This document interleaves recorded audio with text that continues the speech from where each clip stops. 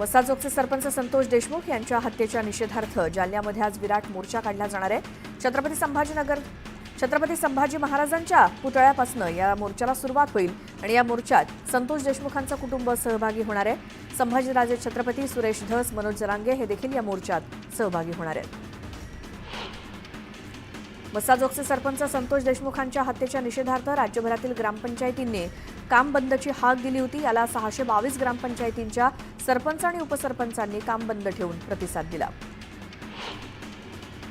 सरपंच संतोष देशमुख आणि सोमनाथ सूर्यवंशी यांच्या हत्येच्या निषेधार्थ उद्या धाराशिवमध्ये आक्रोश मोर्चा काढला जाणार आहे. मोर्चामध्ये मनोज जरांगे, सुरेश धस, जितेंद्र आव्हाड सहभागी होणार आहेत. मुख्यमंत्री देवेंद्र फडणवीस आज चंद्रपूरचा दौरा करणार आहेत. प्रियदर्शनी सभागृहातील आयोजित कार्यक्रमाला ते उपस्थित राहतील. तर मुख्यमंत्र्यांच्या दौऱ्याच्या पार्श्वभूमीवर शहरातील वाहतुकीत काही बदल करण्यात आले. पालघरमध्ये मनसेला मोठा धक्का बसलाय. मनसेचे पालघर जिल्हाध्यक्ष समीर मोरे, जिल्हा सचिव दिनेश गवई यांच्यासोबत जिल्ह्यातील 30 ते 32 प्रमुख पदाधिकाऱ्यांनी कार्यकर्त्यांसोबत शिवसेनेत प्रवेश केला. उपमुख्यमंत्री एकनाथ शिंदे यांच्या उपस्थितीत हा पक्षप्रवेश पार पडला. तेरणा धरणाच्या कालव्याच्या मोकळ्या पाटाद्वारे 4 गावांना पाणीपुरवठा करण्यासाठी कालवा दुरुस्तीच्या कामांना सुरुवात झाली आहे. कालवा दुरुस्तीचं काम अंतिम टप्प्यात आलंय, त्यामुळे आता 4 गावातील नागरिकांची तहान भागणार आहे. अमरावती जिल्हा सामान्य रुग्णालय केवळ जिल्ह्यातीलच नव्हे तर या ठिकाणी आसपासच्या जिल्ह्यातनं आणि मध्य प्रदेशातनं उपचार घेण्यासाठी दाखल होत असतात रुग्ण. 400 बेड्सची क्षमता असलेल्या रुग्णालयात अनेकदा 500 ते 600च्या वर रुग्ण उपचारासाठी येतात. त्यामुळे कित्येकदा एकाच बेडवर तर कधी खाली जमिनीवर झोपून उपचार केले जात आहेत. कर्मचाऱ्यांच्या कमतरतेमुळे हे प्रीफॅब रुग्णालय आता भंगार साहित्य ठेवण्याचं ठिकाण झालंय. गोंदिया जिल्ह्यामध्ये शासकीय धान खरेदी केंद्रावरती धानाची विक्री करणाऱ्या 60,000 शेतकऱ्यांचं धानाचे चुकारे मागील 1.5 महिन्यापासून थकलेत. जवळपास 416 कोटींच्या निधीसाठी शेतकऱ्यांची पायपीट सुरू आहे. गुंतवणुकीचा आमिष दाखवून जवानाला सायबर गुन्हेगारांनी तब्बल 9 लाखांचा गंडा घातला. आधी 9,000चा नफा देत आमिष दाखवलं आणि नंतर 9 लाखांची फसवणूक करण्यात आली. या प्रकरणी गुन्हा दाखल करण्यात आलाय. HMPV विषाणूचा भारतामध्ये शिरकाव झाल्यानंतर पिंपरी चिंचवड महापालिकेच्या वैद्यकीय विभागानं खबरदारीची पावलं उचलायला सुरुवात केली आहे. या विषाणूचा सामना करण्यासाठी महापालिकेच्या 8ही रुग्णालयांमध्ये व्यवस्था करण्यात आली आहे. त्याचसोबत शहरातील सर्दी खोकल्याच्या रुग्णांचं सर्वेक्षण सुरू करण्यात येणार आहे. राज्य सरकारनं HMPV या आजारावरती नियंत्रण आणि उपाययोजना करण्यासाठी कृती दलाची स्थापना केली. जे रुग्णालयाच्या अधिष्ठाता डॉ. पल्लवी सापळे यांच्या अध्यक्षतेखाली 7 सदस्यीय कृती दलाची स्थापना करण्यात आली आहे. HMPV प्रसाराबाबत सर्वच प्राणी संग्रहालयांना सतर्कतेच्या स्वच्छतेच्या सूचना देण्यात आल्यात. भायखळा इथल्या वीर जिजामाता प्राणी संग्रहालय बंद ठेवण्यात येणार नसलं तरी प्राण्यांना मांसाहार दिला जाणार नाही असं संचालकांनी सांगितलं. थंडीचा जोर वाढल्यामुळे त्याचा थेट परिणाम रेल्वे गाड्यांच्या वेळापत्रकावरती होतोय. सचखंड एक्सप्रेस तब्बल 26 तास विलंबानं धावतेय तर इतर 7 गाड्यांनाही उशीर झाल्यामुळे प्रवाशांना रेल्वे स्थानकातच थंडीत कुडकुडावं लागतंय. बदलापुरातील हजारो रिक्षा चालकांनी अचानकपणे 5 रुपयांची भाडेवाढ केली. पेट्रोल आणि CNGच्या किमतीत कोणतीही मोठी दरवाढ झालेली नसताना हा निर्णय कसा काय घेतला असा प्रश्न प्रवाशांना पडलाय. तर ही भाडेवाढ बेकायदेशीर असल्याचं RTOनं स्पष्ट केलं. डॉलरच्या तुलनेत रुपयामध्ये मोठी घसरण झाल्यामुळे हवाई प्रवास महाग होऊ शकतो. विमान कंपन्यांना निम्म्याहून अधिक खर्च डॉलरमध्ये करावा लागतो. त्यामुळे विमान कंपन्यांच्या वर्षभराच्या खर्चात 10% वाढ झाली आहे. ठाणे मेट्रो प्रकल्पाला मागील वर्षी केंद्रीय मंत्रिमंडळानं परवानगी दिली होती. आता या मेट्रोचं काम सुरू आहे. पुढील 5 वर्षात हा प्रकल्प सुरू होणार असल्याची शक्यता आहे. मेट्रोची काही स्थानकंही मेट्रो 4 आणि 5ला जोडली जाणार आहेत. प्रवाशांना थेट मेट्रो मार्गाने प्रवास करता येणार आहे. त्याचसोबत लोकलमधील गर्दी देखील कमी होईल. महाराष्ट्र राज्य माध्यमिक आणि उच्च माध्यमिक शिक्षण मंडळाच्या वतीनं फेब्रुवारी-मार्चमध्ये होणाऱ्या 12वीच्या परीक्षेची प्रवेशपत्र आजपासून उपलब्ध करून देण्यात येणार आहेत. विद्यार्थ्यांना संकेतस्थळावरनं ॲडमिट कार्ड लिंकद्वारे डाउनलोड करता येणार आहे. छत्रपती संभाजीनगर जिल्ह्यात मुलींच्या जन्मदरात घट झाल्यामुळे अवैध गर्भलिंग चाचणी विरोधात जिल्हाधिकारी आक्रमक झाले. गर्भलिंग निदान चाचणीची माहिती देणाऱ्याला बक्षीस 1 लाखांचं दिलं जाईल अशी घोषणा जिल्हाधिकाऱ्यांनी केली. शेगाव तालुक्यातील 4 गावातील केस गळतीची लागण ही आता 11 गावात पोहोचली आहे. त्वचा तज्ज्ञांच्या सूचनेनुसार या भागातील पाण्यातील लीड आणि आर्सेनिकच्या प्रमाणाच्या तपासणीसाठी पाण्याचे नमुने नागपूरमधल्या प्रयोगशाळेत पाठवण्यात आले. 2 दिवसांपासून तापमानात घसरण सुरू असून नागपूरसोबतच विदर्भात थंडीच्या लाटेची स्थिती निर्माण झाली आहे. विदर्भात नागपूर शहर सर्वात थंडगार ठरलंय. रात्रीचा पारा पुन्हा 3 अंशांनी घसरत 8.2 अंशांवरती पोहोचलाय. थंडगार वाऱ्यामुळे नागपूरकरांना बोचऱ्या थंडीची जाणीव होतीये. दुसरीकडे कमाल पारा सरासरीच्या खाली आल्यानं दिवसासुद्धा थंडी जाणवतीये.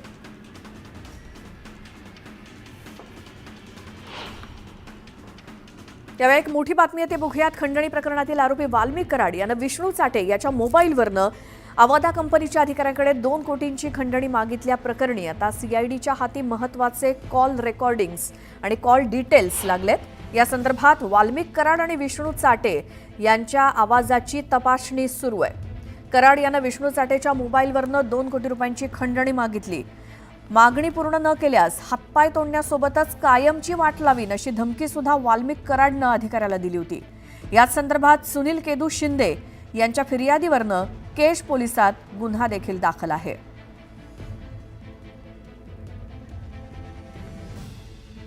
आमचे प्रतिनिधी बीडमधनं सुरेश जाधव आपल्या सोबत आहेत. सुरेश, आता आणखी काय माहिती समोर आली आहे विष्णू चाटे आणि वाल्मिक कराडच्या संभाषणासंदर्भातली? खंडणी प्रकरणातील आरोपी वाल्मिक कराड यांचा आणि जो विष्णू चाटे आहे यांचं जे फोनवरून संभाषण झालं होतं आणि त्या फोनवरून संभाषण करत असताना शिंदे नावाचे जे काही अवादा कंपनीचे अधिकारी आहेत त्यांना 2 कोटी रुपयाची खंडणी मागितली होती. या संदर्भामध्ये जे सुनील शिंदे आहेत त्यांनी सीआयडीकडे आता जी कॉल रेकॉर्डिंग आहे ती कॉल रेकॉर्डिंग दिलेली आहे आणि ही कॉल रेकॉर्डिंग ही अत्यंत महत्त्वाचा पुरावा समजला जाणार आहे. आता याच कॉल रेकॉर्डिंगच्या माध्यमातून धमकी देण्यात आलेली होती आणि 2 कोटी रुपये मागण्यात आले होते. जर 2 कोटी रुपये नाही दिले तर हातपाय तोडण्याची भाषा आणि संपवण्याची देखील भाषा बोलली होती. त्यामुळे या प्रकरणामध्ये आता जी कॉल रेकॉर्डिंग आहे ती सीआयडीनं चौकशीसाठी पाठवलेली, फॉरेन्सिक तपासणीसाठी पाठवलेली आहे. विशेष म्हणजे आपण जर यामध्ये बघितलं तर या दोघांचे जे कॉल रेकॉर्ड आहेत विष्णू चाटे आणि वाल्मिक कराड यांचे जे कॉल व्हॉइस सॅम्पल आहेत ते व्हॉइस सॅम्पल देखील घेतले आहेत. त्यामुळे नेमका या प्रकरणामध्ये ते जर व्हॉइस सॅम्पल व आवाजाचे नमुने जर यामध्ये मॅच झाले तर ही खंडणी मागितली गेली होती अशा पद्धतीचे देखील जे पुराव्या आधारे स्पष्ट होईल. आणि यामध्ये खंडणी प्रकरणाचे जे काही लिंकेज आहेत हे पुढं जे हत्येचं प्रकरण घडलं होतं संतोष देशमुख हत्या प्रकरण या प्रकरणाशी सुद्धा आहेत का हे देखील पाहणं महत्त्वाचं ठरणार आहे. काल जर आपण बघितलं तर वाल्मिक कराड यांचे जे 3 मोबाईल आहेत हे सीआयडीनं जप्त केले होते आणि ते देखील फॉरेन्सिक तपासणीसाठी पाठवले होते. मात्र अद्यापर्यंत विष्णू चाटे याचा जो मोबाईल आहे तो सापडलेला नाही आणि तो तपासासाठी सहकार्य करत नाही असं देखील तपासी अधिकाऱ्यांचं म्हणणं आहे. त्यामुळे आता विष्णू चाटेचा जो मोबाईल ज्या मोबाईलवरनं ही धमकी दिली गेली होती तो मोबाईल देखील महत्त्वाचा आहे आणि तो देखील शोधला जातोय. मात्र ज्या पद्धतीने शिंदे नावाचे जे अधिकारी आहेत अवादा कंपनीचे त्यांनी ज्या पद्धतीची जी क्लिप आता सीआयडीकडे दिलेली आहे त्यामधून मात्र आता महत्त्वाची जी माहिती आहे आणि जो खंडणीचा प्रकार घडलेला आहे तो खरंच तशा पद्धतीने घडला आहे का हे देखील सत्य समोर येणार आहे. बिलकुल सुरेश, धन्यवाद या सगळ्या माहितीसाठी. तर आता हे कॉल रेकॉर्डिंग्स जे आता पोलिसांच्या हाती लागले त्याची आता कसून चौकशी केली जाईल आणि कदाचित त्यातून आणखी काही धागेदोरे पोलिसांना मिळतील पुढच्या तपासाकरता. पुन्हा या बुलेटिनमध्ये बघूयात सुपरफास्ट 100 बातम्या. वर्ध्याच्या सेलू आणि वर्धा तालुक्यातील पाणी टंचाईचा आढावा घेण्यासाठी राज्यमंत्री पंकज भोयर यांच्या उपस्थितीत बैठक पार पडली. त्यावेळी आढावा तयार करून जिल्हाधिकाऱ्यांकडे पाठवण्याचे निर्देश भोयर यांनी दिले. भुसावळ शहर आणि रेल्वे विभागाला पाणीपुरवठा करणाऱ्या तापी नदीतील अप्पर आणि निम्न बंधाऱ्यातील जलसाठा कमी झालाय. त्यामुळे पालिका आणि रेल्वे विभागानं हातनूर धरणातून पहिल्या आवर्तनाची मागणी केली होती. पाटबंधारे विभाग या आठवड्याच्या अखेरीस आवर्तन देणार आहे. जळगावच्या चोपडा तालुक्यात दरवर्षी प्रमाणे यावर्षी मोठ्या प्रमाणात तूर लागवड करण्यात आली. तुरीची आवक वाढल्यामुळे तुरीला चांगला भाव मिळतोय. प्रति क्विंटल 7,000चा दर मिळाल्यामुळे तूर उत्पादक शेतकरी सुद्धा सुखावले.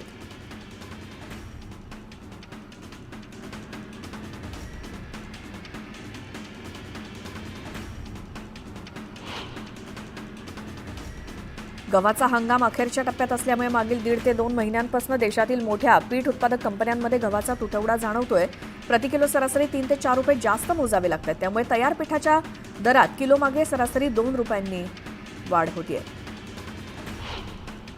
देशात नैसर्गिक शेतीला प्रोत्साहन देण्यासाठी national mission on natural farming योजना प्रस्तावित करण्यात आली आहे. त्यानुसार खानदेशातील 6,000 हेक्टर क्षेत्रात 120 गटांच्या माध्यमातून नैसर्गिक शेती फुलवली जाणार आहे. त्यात जळगावातील 3,500 हेक्टर क्षेत्राचं उद्दिष्ट आहे. जळगाव जिल्ह्यातील रावेर तालुक्यातील केळी उत्पादक शेतकऱ्यांनी केळीचा पीक विमा काढला. मात्र सुमारे 3,000 शेतकऱ्यांची नावं विमा कंपनीच्या पोर्टलवरती दाखल झालेली नाहीत. त्यामुळे रावेरसोबतच जिल्ह्यामध्ये संतप्त असा सूर आहे. हवामान बदलामुळे भारतातील गहू आणि तांदळाचं उत्पादन 6 ते 10% घटेल, त्यामुळे त्याची महागाई वाढेल. त्यामुळे कोट्यवधी लोकांच्या परवडणाऱ्या अन्नधान्याच्या उपलब्धतेवर, अन्न सुरक्षेवरती परिणाम होईल असा इशारा हवामान खात्यानं दिलाय. येत्या काळात पाणी टंचाईचा सामना देखील करावा लागेल. लोणावळ्यामध्ये वाहतूक पोलिसांनी नियम मोडणाऱ्या वाहन चालकांवरती कारवाईचा बडगा उगारला. अवजड 205 वाहनांवरती धडक कारवाई करत तब्बल 2,08,000 रुपयांचा दंड ठोठावला गेलाय. छत्रपती संभाजीनगर शहराच्या नव्या पाणीपुरवठा योजनेमध्ये अडचणी आहेत. पीएमसीच्या कामकाजावरती खंडपीठानं प्रश्नचिन्ह उपस्थित केलंय.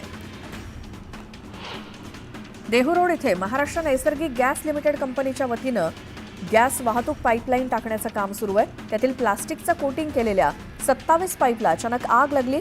मात्र अग्निशमन दलाच्या मदतीनं आगीवर नियंत्रण मिळवण्यात यश आल्यानं मोठा अनर्थ टळला. नगरमध्ये विधानसभा निवडणुकीपूर्वी दाखल असलेल्या 52 जणांचे शस्त्र परवाने निलंबित करून बंदुकी जमा करण्यात आल्या होत्या. ही मुदत संपल्यामुळे बंदूक परत मिळवण्यासाठी काहींनी प्रयत्न सुरू केलेत. त्यामुळे गुन्हेगारी पार्श्वभूमी असलेल्यांच्या हाती जिल्हा प्रशासन पुन्हा परवानाधारक बंदूक देणार का, हा प्रश्न आहे. अमरावतीमध्ये कडाक्याची थंडी पडली. मात्र या कडाक्याच्या थंडीत सुद्धा पोलीस भरतीच्या शारीरिक चाचणीसाठी तरुण तरुणींचा मैदानावरती सराव सुरूच आहे. एक मोठी बातमी येते टोरेस घोटाळ्याची. शिवाजी पार्क पोलिसांना 6 महिन्यांपूर्वीच माहिती होती, पण त्यामध्ये कोणतीही कारवाई न केल्यामुळे आता पोलिसांच्या भूमिकेवरती संशय व्यक्त केला जातोय. या प्रकरणी शिवाजी पार्क पोलिसांची चौकशी करण्यात येणार असून एसीपी दर्जाच्या अधिकाऱ्यांकडे हा तपास सोपवण्यात आलाय. टोरेस घोटाळ्यासंदर्भात एक मोठी बातमी. 6 महिन्यांपूर्वीपासूनच शिवाजी पार्क पोलिसांना या घोटाळ्याची कल्पना होती.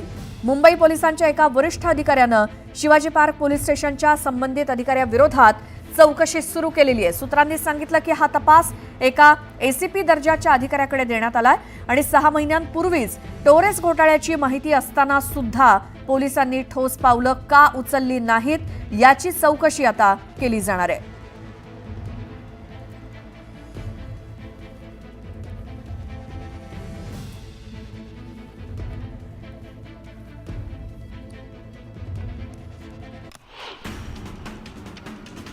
म्हाडाच्या परवडणाऱ्या घरांच्या किमती दुप्पट झाल्यामुळे म्हाडा विजेत्यांमध्ये नाराजी आहे. ठाण्यातील म्हाडा विजेत्यांनी गृहनिर्माण मंत्री एकनाथ शिंदे यांची आनंद मठात भेट घेतली. एकनाथ शिंदेंच्या भेटीनंतर आम्हाला न्याय मिळेल असा विश्वास त्यांनी व्यक्त केला. विठ्ठल रुक्मिणी मंत्री समिती आवश्यकतेनुसार आउटसोर्सिंग पद्धतीनं कुशल, अर्धकुशल, अकुशल कर्मचारी नियुक्त करणं आवश्यक असल्यामुळे विहित प्रक्रिया राबवून ई निविदा राबवण्यात आली होती. करारनाम्यातील अटी शर्तींचं पालन होत नसल्यामुळे त्यांचा ठेका रद्द करण्यात आल्याची माहिती कार्यकारी अधिकारी राजेंद्र शेळकेंनी दिली.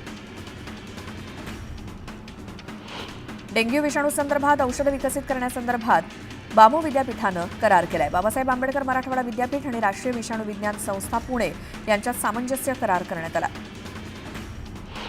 अंगणवाडीमध्ये 6,500 पदांसाठी भरती निघाली आहे. या पदासाठी 5वी ते 12वी उत्तीर्ण असलेल्या महिलांना आता अर्ज करता येणार आहे. या पदासाठी वयोमर्यादा 40 वर्षांपेक्षा कमी असणार आहे. यावल पोलिसांच्या वतीनं अवैध गौण खनिज वाहतूक करताना पकडलेल्या वाहनांची पाहणी करण्यात आली. संबंधित वाहन मालकांना नोटीस बजावून सुद्धा दंड न भरलेल्या वाहनांचं परिवहन विभागाकडून मूल्यांकन करूया या वाहनांचा लिलाव केला जाणार आहे. वाढती वाहतूक कोंडी, रस्ते अपघात, वाहन उभं करण्यासाठी जागेचा अभाव, इंधनाचा अमर्याद वापर यावरती निर्बंध आणण्यासाठी वाहन खरेदीवरती नियंत्रण आणण्याचा विचार परिवहन विभाग करतोय. जपानच्या धर्तीवरती याबाबत धोरण राबवलं जाणार आहे. महावितरणच्या नागपूर प्रादेशिक विभागांतर्गत सुरक्षा आणि अंमलबजावणी विभागातील भरारी पथकाकडून एप्रिल 2024 ते डिसेंबर 2024 या कालावधीत संपूर्ण विदर्भातील एकूण 7,984 ग्राहकांची तपासणी करण्यात आली. यापैकी 2,421 ग्राहकांकडे वीज चोरी आढळून आली. नवी मुंबईत वीज बिलाच्या थकबाकीमुळे कायमस्वरूपी कनेक्शन तोडलेल्या घरगुती, व्यावसायिक आणि औद्योगिक ग्राहकांसाठीच्या अभय योजनेला 31 मार्चपर्यंतची मुदतवाढ दिली आहे. योजनेअंतर्गत थकबाकीवरील संपूर्ण व्याज आणि विलंब आकार माफ होणार आहे. मुंबई विमानतळाला level 5 airport customer experience accreditation मिळालंय. तसंच हा सन्मान मिळवणारं हे भारतातलं पहिलं आणि जगातलं तिसरं विमानतळ आहे. विमानतळांवरील प्रवाशांचा अनुभव सुधारण्याच्या प्रयत्नांना प्रतिबिंबित करणारं हे एअरपोर्ट्स काउन्सिल इंटरनॅशनलकडून दिला जाणारा सर्वोच्च सन्मान आहे. मुंबई शहरातल्या वायू प्रदूषणाचा प्रश्न दिवसेंदिवस वाढतोय. मुंबईत नोव्हेंबर आणि डिसेंबरमध्ये रोजच हवेच्या गुणवत्तेचा निर्देशांक मध्यम आणि वाईट या श्रेणीमध्ये नोंदवण्यात येत असल्यामुळे मुंबईकर हैराण झालेत. बोरिवली आणि भायखळ्यानंतर गोवंडीतील शिवाजीनगर येथील वायू प्रदूषणाचा मुद्दा ऐरणीवर आलाय. तिथल्या हवेच्या गुणवत्तेचा निर्देशांक 209 म्हणजेच वाईट श्रेणीत होता. त्यामुळे पालिकेनं प्रदूषणकारी बेकऱ्या, आरएमसी प्लांट्स अशा 67 आस्थापनांना नोटीस बजावली आहे. तसंच एक प्रदूषणकारी बेकरी बंद करण्यात आली आहे. रेल्वे मंत्रालयानं सुरू केलेल्या वंदे भारत एक्सप्रेसला चांगला प्रतिसाद मिळतोय. त्याच अनुषंगानं प्रवाशांसाठी लांब पल्ल्याच्या वंदे भारत एक्सप्रेस देखील सुरू करण्यात येणार आहेत. लांब पल्ल्याची पहिली वंदे भारत एक्सप्रेस म्हणून नागपूर ते मुंबई आणि नागपूर ते पुणे या लोहमार्गावरती धावणार असल्याची माहिती नागपूर रेल्वेचे डीआरएम विनायक गर्ग यांनी दिली आहे. ठाणे पालिकेनं थकीत कर वसुलीसाठी अनोखी शक्कल लढवली आहे. थकबाकीदारांच्या दारात जाऊन ढोल ताशे वाजवत कर भरण्याचं आवाहन केलं जात आहे. दरवर्षी शिक्षण विभागाकडून शाळांमध्ये शाळाबाह्य मुलांचा शोध घेण्यासाठी मोहीम राबवली जाते. मात्र त्यात समोर येणारं प्रमाण अगदी नगण्य असतं. याउलट शिक्षण विभागाच्या स्टुडंट पोर्टलवरती नोंद असणारी शाळाबाह्य मुलांची आकडेवारी लाखात असल्याचं समोर आलंय. तर ड्रॉपबॉक्समध्ये तब्बल 9,75,000 आहेत. सर्वाधिक शाळाबाह्य मुलं ठाणे आणि पुण्यात आहेत. मुंबई शेअर बाजारात मोठ्या प्रमाणात उतार चढाव दिसतात आणि म्युच्युअल फंडांच्या इक्विटी योजनांमधील गुंतवणूक डिसेंबरमध्ये 14% वाढून 41,156 कोटी रुपये झाली. तर association of mutual funds in India म्हणजे सॅम्फीनं जारी केलेल्या निवेदनात ही माहिती देण्यात आली आहे. पुण्यातील भयंकर अपघात समोर आलाय. कोंढणपूर येथे एका वाहन चालकानं गोठ्यातील 7 ते 8 गायींना धडक दिली. या अपघातात 4 ते 5 गायींचा मृत्यू झाला. कोल्हापुरातल्या एका किराणा दुकानावरती हल्ला झाला. मालकानं लहान मुलाला हटकल्यामुळे दुकानदाराला जीवे मारण्याची धमकी देत कोयत्यानं हल्ला झाला. या प्रकरणी पोलिसांनी 3 गुन्हा दाखल केलाय. छत्रपती संभाजीनगरातील मुख्य सिटी चौकात 8 लाखांच्या मागणीसाठी एका तरुणाच्या अपहरणाचा कट रचण्यात आला. अपहरण करणाऱ्यांपैकी एकाचा मोबाईल पडल्यामुळे अपहरणाचा कट अयशस्वी ठरला. पुण्यामध्ये कोयता बाळगणारे गुन्हेगार आणि टोळ्या पुन्हा सक्रिय झाल्याचं समोर आलंय. पिंपरी चिंचवड पोलिसांनी मागील वर्षभरात मोठ्या प्रमाणात शस्त्र जप्त केली. तरी देखील कोयत्यानं हल्ल्याच्या घटना वाढतायत. त्यामुळे आता कठोर कारवाई करण्याची अपेक्षा केली जाते. मुंबई अहमदाबाद राष्ट्रीय महामार्गावरती एका सीएनजी टेम्पोला अचानक भीषण आग लागली. चालकानं प्रसंगावधान राखत टेम्पो महामार्गाच्या बाजूला उभा केला. त्यामुळे मोठा अनर्थ टळला. या घटनेमध्ये सुदैवानं कोणतीही जीवितहानी झालेली नाही. जळगाव शहरातील मुख्य बाजारात 4 दुकानं फोडणाऱ्या अट्टल चोरट्याला अटक झाली आहे. एलसीबीच्या पथकानं सापळा रचून शहरातील अजिंठा चौफुलीवरनं शिताफीनं अटक केली. जळगाव जिल्ह्यातील यावल इथे फैजपूर रोडवर अवैध वाळू चोरी करणारं वाहन पोलिसांनी पकडलं असून वाहन चालकांनी पळ काढला. पोलिसांनी वाहन जप्त केलं असून वाहन चालकाविरोधात यावल पोलीस स्थानकात गुन्हा दाखल झालाय. वर्धा जिल्ह्यामध्ये तारांवरती आकडा टाकून चोरी करणाऱ्या चोरट्यांवर महावितरणनं धडक कारवाई केली. मागील 9 महिन्यात तब्बल 1,28,00,000ची विद्युत चोरी झाली असून महावितरणनं 826 चोरट्यांवर कारवाई केली. घाटकोपरच्या गरोडिया नगर इथे झाड अंगावरती कोसळल्याने एका महिलेचा मृत्यू झाला. या प्रकरणी पोलीस आणि पालिका अधिकाऱ्यांकडून पुढील चौकशी सुरू आहे. ज्ञानराधा मल्टीस्टेट कोऑपरेटिव्ह सोसायटीमध्ये झालेल्या हजारो कोटी रुपयांच्या घोटाळा प्रकरणातील मुख्य सूत्रधार मानल्या जाणाऱ्या सुरेश कुटेचा ताबा आता ईडीनं घेतलाय. त्यानं 22 कंपन्या आणि 4 LLP कंपन्या स्थापन करत या सोसायटीतील पैसे स्थापन केलेल्या कंपन्यांमध्ये वळवत त्याचा वापर केल्याचा आरोप ईडीनं त्याच्यावर ठेवलाय. नाशिक पालिकेचा पदभार हाती घेतल्यानंतर आयुक्त मनीषा खत्री यांनी पहिल्याच प्रशासकीय बदल्या केल्यात. यावेळी 4 ते 5 महत्त्वाच्या अधिकाऱ्यांच्या बदल्या करण्यात आल्या. आरटीई अंतर्गत प्रवेशामध्ये अनेक पालक एजंटच्या भूलथापांना बळी पडतात. मुळशी तालुक्यात असे अनेक प्रकार घडत असल्याचं शिक्षण विभागाच्या निदर्शनास आलंय. त्यामुळे खोटी माहिती आढळली तर शिक्षण विभागाकडून कारवाई केली जाणार असल्याचं जिल्हा परिषदेचे शिक्षणाधिकारी संजय नाईकडे यांनी स्पष्ट केलंय. ऑनलाईन मार्केट पाठोपाठ आता क्विक कॉमर्स मार्केटमध्ये आपला दबदबा वाढवत आहे. त्यामुळे पारंपरिक किराणा दुकानं बंद पडण्याचा धोका निर्माण झालाय. यवतमाळ इथून आलेल्या वाघाचा 3 दिवसांपूर्वी बार्शी तालुक्यातील वैराग येथे मुक्काम आहे. या वाघानं बैलासोबतच एका जनावरावरती हल्ला केला. त्यामुळे परिसरात भीतीचं वातावरण आहे. अखंड महाराष्ट्रासोबतच परराज्यातील भाविकांचंही आराध्य दैवत असलेल्या पाली येथील खंडोबा यात्रेला आजपासून सुरुवात होते. उद्या या यात्रेचा मुख्य दिवस आहे आणि या पार्श्वभूमीवर मंदिराला आकर्षक विद्युत रोषणाई करण्यात आली आहे. उद्या गोरज मुहूर्तावर खंडोबा आणि म्हाळसाचा विवाह सोहळा पार पडणार आहे. यावेळी भाविकांनी दर्शनासाठी मोठी गर्दी केली. दिल्ली विधानसभा निवडणुकीसाठी काँग्रेस नेते राहुल गांधी 13 जानेवारीपासून प्रचारात उतरणार आहेत. राजधानी दिल्लीतील विधानसभा निवडणुकांची रणधुमाळी सुरू झाली आहे. अयोध्येतील श्रीराम जन्मभूमी परिसराचे नवे फोटो समोर आलेत. अयोध्येतील राम मंदिराच्या वर्षपूर्तीनिमित्तानं जोरदार तयारी करण्यात आली, तर 11 जानेवारीला इथे भव्य अभिषेक होणार आहे.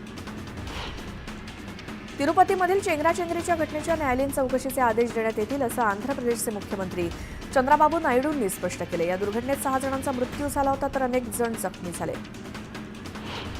प्रयागराजमध्ये महाकुंभ मेळ्यासाठी जोरदार तयारी करण्यात आली आहे. इथल्या त्रिवेणी संगमावरील फोटो समोर आले. 13 जानेवारी